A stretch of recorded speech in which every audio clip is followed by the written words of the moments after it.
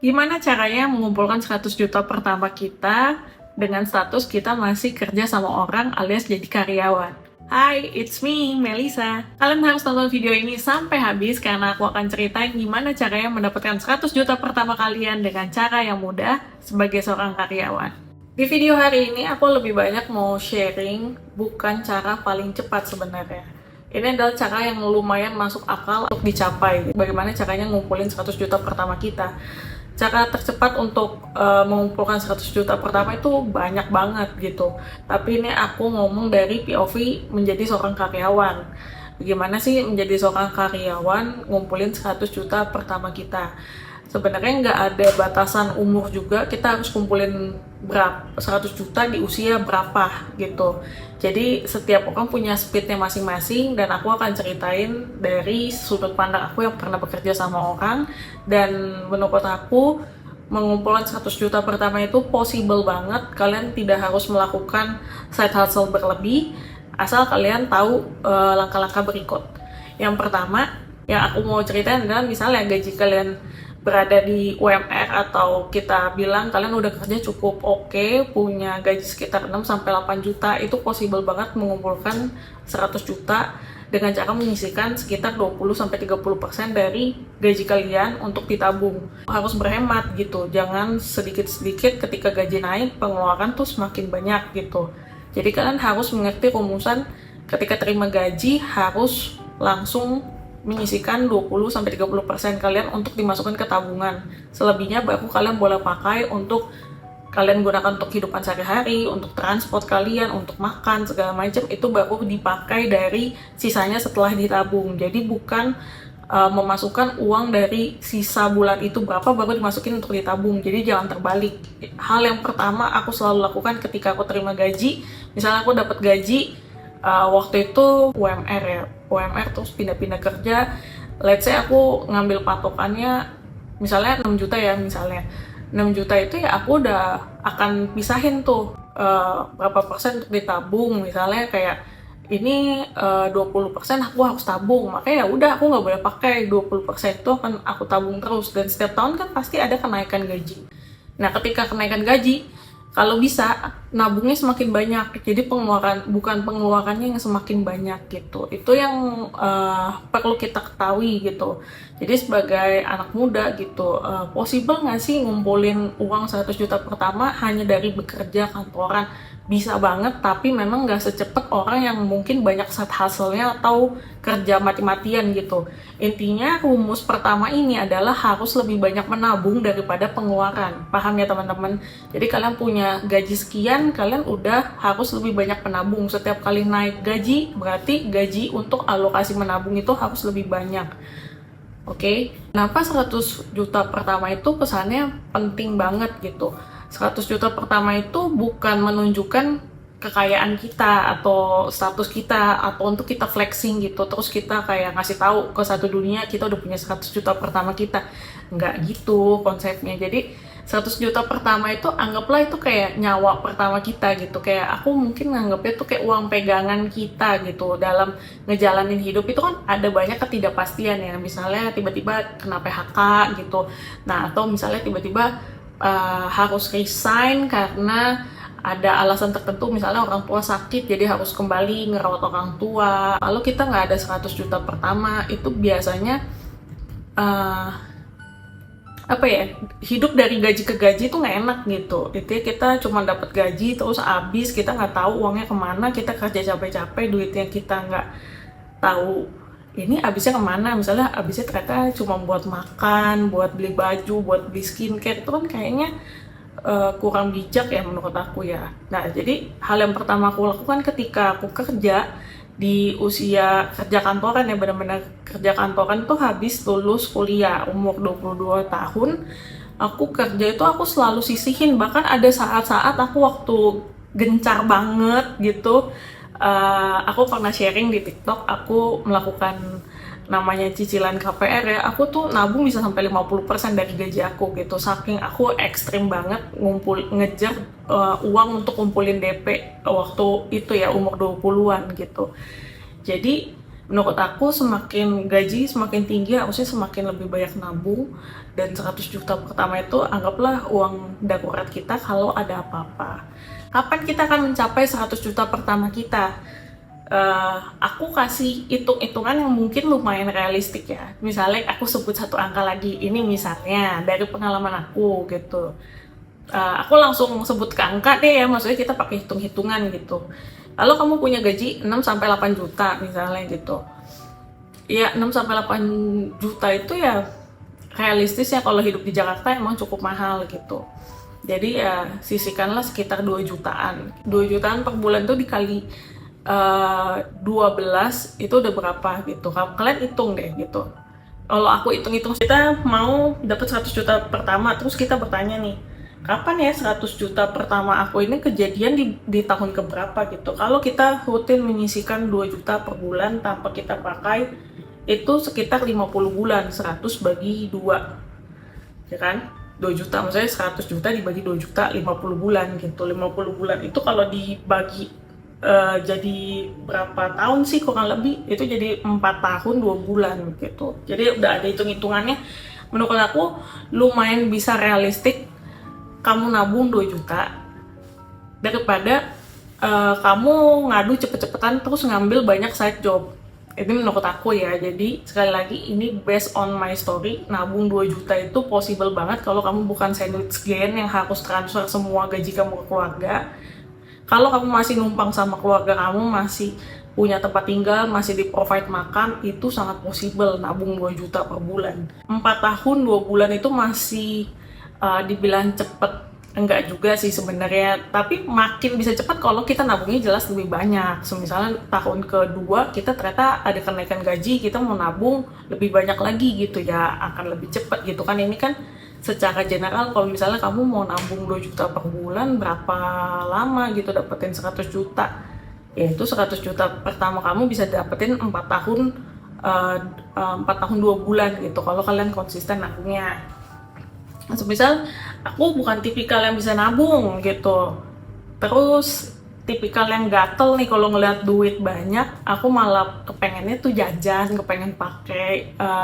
Saran dari aku, kalian coba buka tabungan lain selain tabungan yang dipakai untuk transaksi. Jadi kita pisahin rekening yang dimana kita pakai untuk transaksi dan rekening yang dipakai untuk nabung, supaya uangnya nggak kecampur dan kita juga nggak sering akses ATM yang untuk nabung gitu. Kalau masih nggak efektif gitu, ternyata aku tetap nggak bisa nih, gimana ya caranya supaya aku nggak terus-terusan mau pakai uang itu yang udah aku tabung untuk 100 juta pertama aku. Saran dari aku, ya coba alihkan uangnya ke deposito yang per 3 bulan gitu. Jadi kan uangnya nggak bisa langsung kamu tarik gitu. Atau kalau kamu ngerti, ya kamu juga bisa pakai ke reksadana pasar uang, itu resikonya lebih kecil. Atau kalau kamu nggak ngerti juga dan lebih konvensional, boleh beli emas gitu. Jadi misalnya udah per 10 juta, kalian mau cairin buat beli emas, terserah kalian mau langsung yang gram kecil atau gram besar gitu.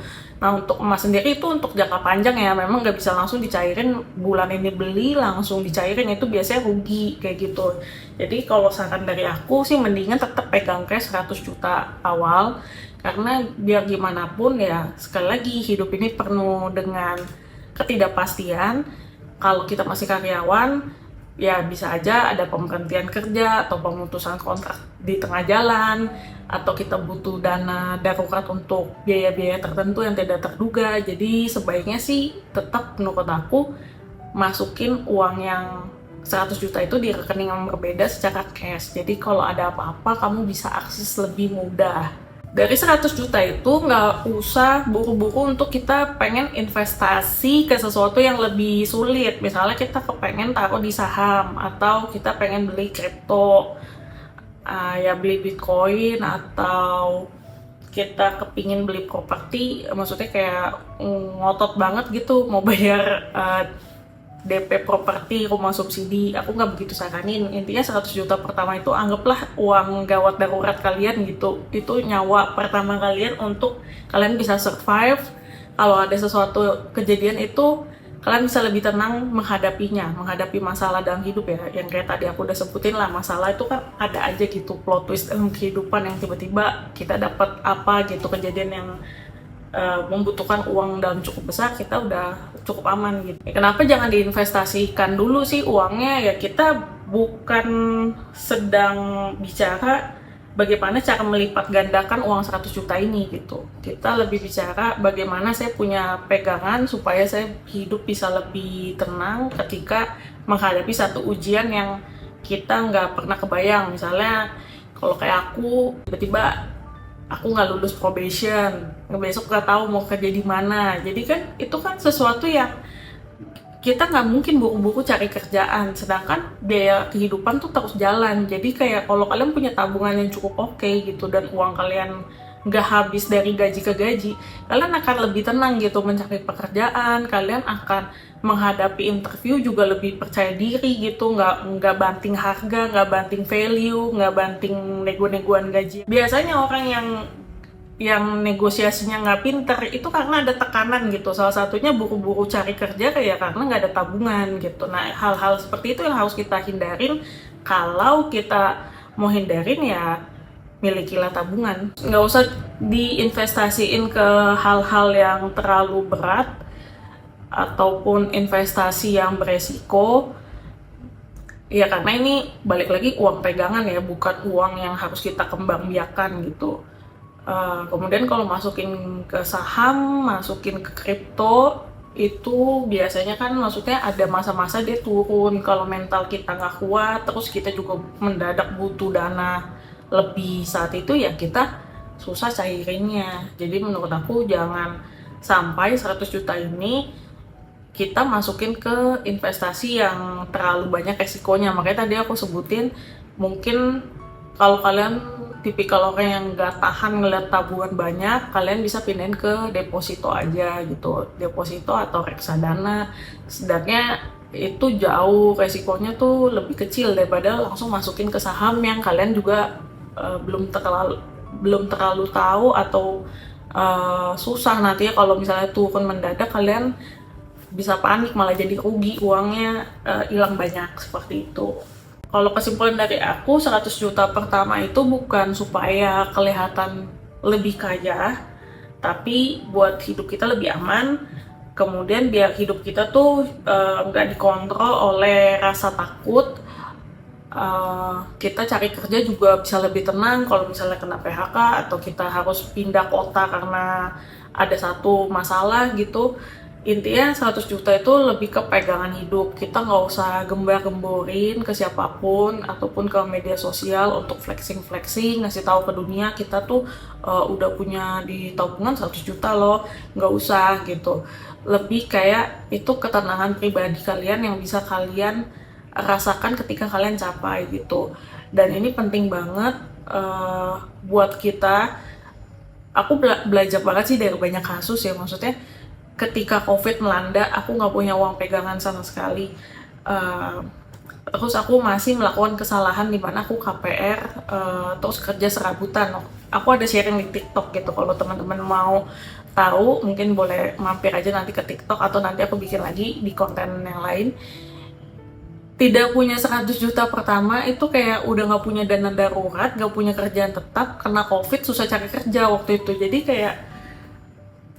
kayaknya aku nggak lagi deh. Makanya aku sharing supaya penting banget, dan ini tuh bisa banget kok dicapai gitu. Walaupun kita sebagai seorang karyawan mendapatkan 100 juta pertama itu bisa banget, asal bukan sekedar cepet-cepetan gitu. Kalau mau cepet-cepetan ya nggak apa-apa juga. Kalau emang mental kalian kuat, fisik kalian kuat, silakan gitu. Ada banyak cara supaya kalian bisa mencapai 100 juta pertama kalian. Misalnya kalian mau cari tambahan, mau jadi guru les, atau kalian mau jual skill kalian yang lain. Jadi intinya perbanyak nabung daripada pengeluarannya.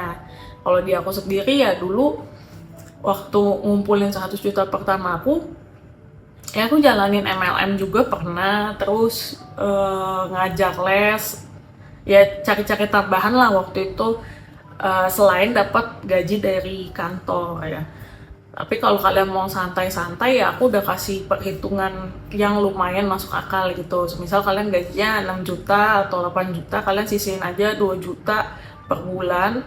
Kalian bisa capai 100 juta pertama kalian itu di 4 tahun 2 bulan.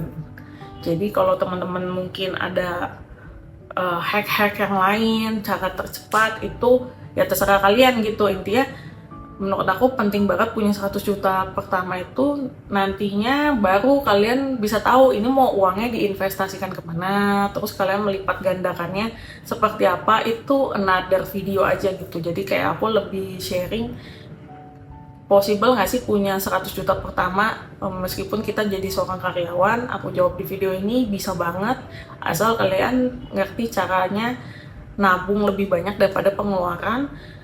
Kalau mau lebih cepet gimana caranya, ya kalian harus cari pemasukan yang lebih banyak, intinya gitu. Dan uang ini jangan digunakan untuk investasi aneh-aneh dulu. Kalau kalian bukan tipikal yang menabung, ya yang tadi aku udah jelasin, kalian bisa perhatiin ya, investasikan ke hal-hal yang tidak terlalu beresiko besar. Itu aja sih yang mau aku sharingin. Sampai jumpa di video-video selanjutnya. Bye-bye.